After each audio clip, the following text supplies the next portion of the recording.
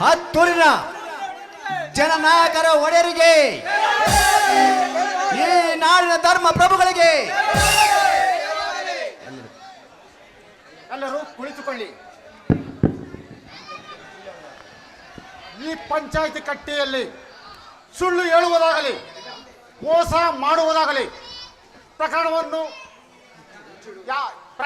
ಮುಚ್ಚಿಡುವುದಾಗಲಿ, ಯಾವುದೇ ವಿಚಾರ ಕಂಡು ಬಂದರೂ ಯಾವುದೋ ಮುಚ್ಚುಮರೆಯಲ್ಲಿದೆ ಮಾತನಾಡಬೇಕು ಅಷ್ಟೇ.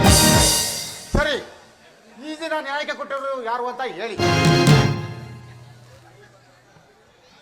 ನಾನೇ ಒಡೆಯರೇ. ಈ ದಿವಸ ನ್ಯಾಯಕ್ಕೆ ಕೊಟ್ಟಿರುವವನು ನಾನೇ. ಈ ಮಾತಿಗೆ ನಾನು ನಿಂತಿರುವ ಈ ಭೂಮಿ ತಾಯೇ ಸಾಕ್ಷಿ. ಒಡೆಯ, ಈ ವರ್ಧರಾಜ ನನ್ನ ಮಗಳ ಶೀಲವನ್ನು ಕೆಡಿಸಿ ಸುಟ್ಟಿ ಬೂದಿ ಮಾಡಿದ್ದಾನೆ. ಒಡೆಯ, ಬೂದಿ ಮಾಡಿದ್ದಾನೆ. ಆದುದರಿಂದ ಈತನಿಗೆ ಸರಿಯಾದ ಶಿಕ್ಷೆಯನ್ನು ಕೊಟ್ಟು ನನಗೆ ನ್ಯಾಯವನ್ನು ಒದಗಿಸಬೇಕೆಂದು ಬೇಡಿಕೊಳ್ಳುವೆನು ಒಡೆಯರೇ. ಏನು ನ್ಯಾಯ ನೀತಿ ಧರ್ಮಕ್ಕೆ ಹೆಸರಾಗಿರುವ ಈ ಹತ್ತೂರಿನಲ್ಲಿ ಒಬ್ಬ ಮನೆ ಮೇಲೆ ಅತ್ಯಾಚಾರ ಮಾಡಿ ಕೊಲೆಯ ಸೇರವನೇ? ಅಪಮಾನ, ಅಪಮಾನ, ಅಪಮಾನ. ಇದು ಈ ಸುತ್ತ ಹತ್ತೂರಿಗೆ ಆಗುತ್ತಿರುವ ಅಪಮಾನ. ಹೇ ವರ್ಧರಾಜ್, ರಾಜಣ್ಣ ಹೇಳ್ತಾ ಇರುವ ಮಾತು ಸತ್ಯವೇನೋ? ಸತ್ಯವನ್ನು ಮರೆಮಾಚದೆ ಏನ್ ನಡೀತು ಅಂತ ಹೇಳೋ ಕತ್ತೆ ಬಡವ. ಒಡೆಯರೇ, ಈ ರಾಜಣ್ಣ ಹೇಳುತ್ತಿರುವ ಮಾತಿಗೂ ನನಗೂ ಯಾವುದೇ ರೀತಿಯ ಸಂಬಂಧವಿಲ್ಲ. ಇವನು ಬೇಕು ಅಂತಲೇ ನನ್ನ ಮೇಲೆ ದೂರು ಕೊಟ್ಟಿದ್ದಾನೆ. ಇವನ ಮಗಳ ನಡತೆ ಸರಿ ಇಲ್ಲ ಅಂತ ಊರಿನ ಜನರೆಲ್ಲರೂ ಮಾತನಾಡಿಕೊಳ್ಳುತ್ತಿದ್ದರು. ಯಾರೋ ಏನೋ ಮಾಡಿರಬೇಕು. ಇದಕ್ಕೂ ನನಗೂ ಯಾವುದೇ ರೀತಿಯ ಸಂಬಂಧವಿಲ್ಲ. ನಾನು ನಿರಪರಾಧಿ. ನನ್ನನ್ನು ನಂಬಿ ಒಡೆಯರೇ, ನನ್ನನ್ನು ನಂಬಿ. ಏನಂದೆ? ನಿನ್ನನ್ನು ನಾನು ನಂಬುವುದೇ? ನೀನು ಎಷ್ಟು ಒಳ್ಳೆಯ ಮನುಷ್ಯ ಅಂತ ನನಗೆ ಚೆನ್ನಾಗಿ ಗೊತ್ತು. ತಪ್ಪಿಸಿಕೊಳ್ಳುವುದಕ್ಕೆ ಅಡ್ಡದಾರಿ ಹುಡುಕ್ತಿರುವೆಯಾ? ಅದು ಎಂದಿಗೂ ಸಾಧ್ಯವಿಲ್ಲ. ರಾಜಣ್ಣ ನಿನ್ನ ಮಗಳನ್ನು ಅಪಮಾನ ಮಾಡಿ ಕೊಲೆ ಎಸಗಿದ್ದಾಳೆ ಎನ್ನುವುದಕ್ಕೆ ಏನಾದರೂ ಸಾಕ್ಷಿ ಇಟ್ಟಿದ್ದೀಯಾ? ಸಾಕ್ಷಿಯೇ ಒಡೆಯ.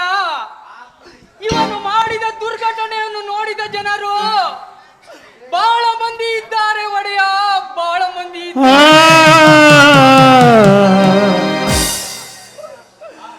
ನೋಡಿ. ನಿಮ್ಮೆಲ್ಲರಿಗೂ ಕೈ ಮುಗಿದು ಬೇಡಿಕೊಳ್ಳುತ್ತೇನೆ. ನಾಳೆ ನಿಮ್ಮ ಮನೆಯಲ್ಲಿ ಹೆಂಡತಿ ಮಕ್ಕಳು ಎಲ್ಲರೂ ಇದ್ದಾರೆ. ಇಂಥ ದುಷ್ಟಕೃತ್ಯಗಳು ನಡೆಯುತ್ತಲೇ ಇರಬಹುದು. ಆದುದರಿಂದ ನನಗಾದ ಅನ್ಯಾಯ ಇನ್ನಾರಿಗೂ ಆಗಬಾರದಪ್ಪ, ಆಗಬಾರದು. ಯಾರಾದರೂ ಎದ್ದು ನಿಂತು ಸಾಕ್ಷಿಯನ್ನು ಹೇಳಿ ಪುಣ್ಯ ಕಟ್ಟಿಕೊಳ್ಳಿರಪ್ಪ, ಪುಣ್ಯ ಕಟ್ಟಿಕೊಳ್ಳಿ. ನಮ್ಮಗಳ ರಕ್ಷಾ ಕವಚವಾಗಿರುವಾಗ, ರಕ್ಷಾ ಕವಚ ಒಡೆಯವಾಗಿರುವಾಗ ಯಾರಿಗೂ ಹೆದರುವ ಅವಶ್ಯಕತೆ ಇಲ್ಲ. ಒಡೆಯರೇ, ಈ ರಾಜಣ್ಣನ ಮಗಳನ್ನು ಸುಟ್ಟು ಬೆಂಕಿ ಇಟ್ಟು ಸುಟ್ಟು ಬೆಂಕಿ ಇಟ್ಟಿದ್ದನ್ನ ನನ್ನ ಕಣ್ಣಾರ ನಾನೇ ನೋಡಿದ್ದೇನೆ. ಸುಮ್ಮನೆ ಬಿಡಬೇಡಿ. ಹೌದು ಒಡೆಯರೇ, ಹೌದು. ಇದಕ್ಕಿಂತ ಸಾಕ್ಷಿ ಬೇಕೇನೋ ಕತ್ತೆ ಬಡ.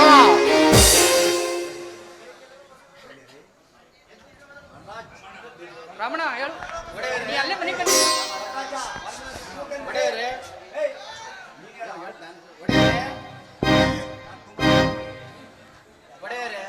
ತುಂಬಾ ದೊಡ್ಡ ತಪ್ಪು ಮಾಡಿಬಿಟ್ಟಿದ್ದೇನೆ. ನನ್ನ ತಪ್ಪನ್ನು ಮನ್ನಿಸಿ ನನ್ನನ್ನು ಕಾಪಾಡಿ. ಇನ್ನು ಮುಂದೆ ಇಂಥ ತಪ್ಪುಗಳನ್ನು ನಾನು ಮಾಡುವುದಿಲ್ಲ. ನನ್ನನ್ನು ಕಾಪಾಡಿ ಒಡೆಯರೇ, ನನ್ನನ್ನು ಕಾಪಾಡಿ. ಇವನ ಮಾತು ನಂಬಬೇಡಿ ಒಡೆಯರೇ, ನಂಬಬೇಡಿ.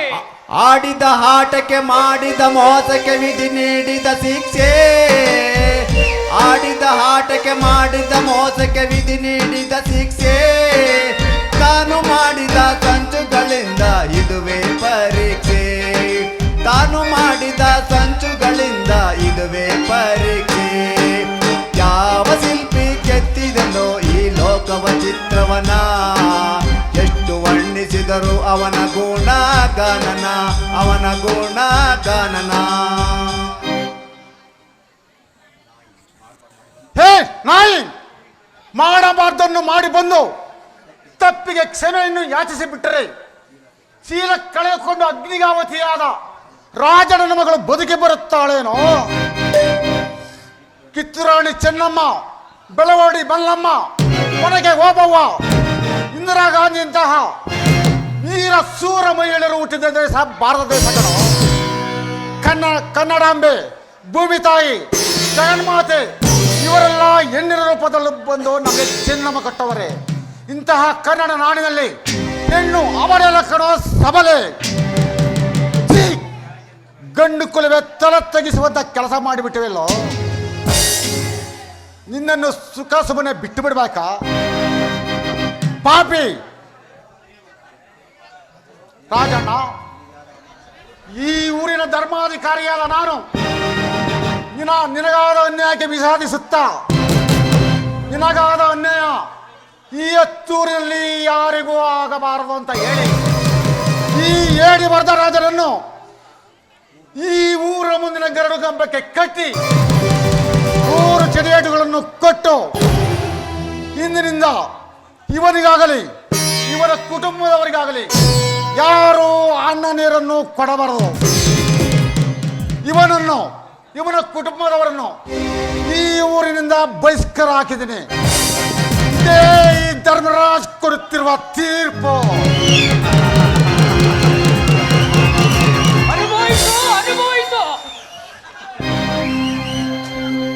ಒಡೆಯ, ಏ ಒಡೆಯ, ನನಗೆ ಚಾಟಿಯಿಂದ 100 ಚಳಿ ಏಟುಗಳನ್ನು ಹಾಕಿಸಿ ಹತ್ತೂರಿನಿಂದ ನನ್ನನ್ನು ಬಹಿಷ್ಕಾರ ಹಾಕುವೆ.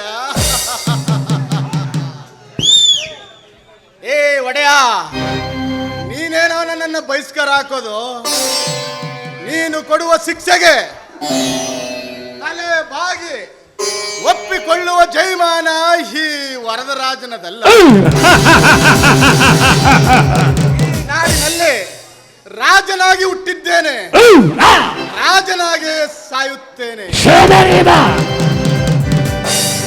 ಏ ಧರ್ಮರಾಜ್, ನೀನು ನನಗೆ ಕೊಟ್ಟಿರುವ ತೀರ್ಪಿಗೆ ಚಪ್ಪಲಿ ತೂಳಿಗೆ ಸಮಾನ.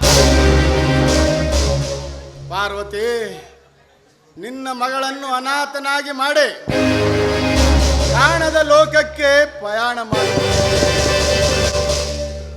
ಈ ಪಾಪಿ ವರದ ರಾಜನನ್ನು ಕ್ಷಮಿಸಿ ಬಿಡಿ.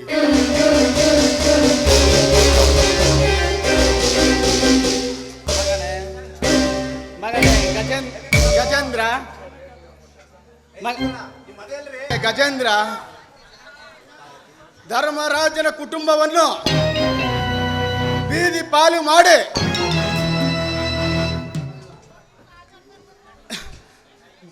ಪಾಲು ಮಾಡಿ ಅವನ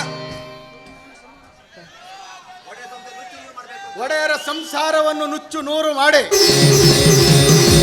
ನನ್ನ ಸೇಡಿನ ಪ್ರತೀಕಾರವನ್ನು ತೀರಿಸಿಕೊಳ್ಳುತ್ತೇನೆಂದು ನನಗೆ ಭಾಷೆ ಕೊಡಪ್ಪ.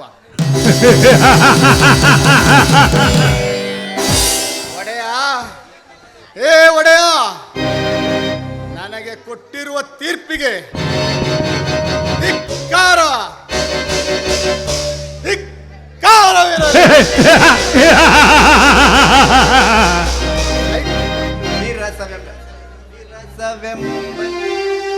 ವಿರಸವೆಂಬ ವಿಷಕ್ಕೆ ಬಲಿಯಾದೆ ಏತಕ್ಕೆ, ಸುಖ ಶಾಂತಿ ನೀಡಕ್ಕೆ ಮನುಜ.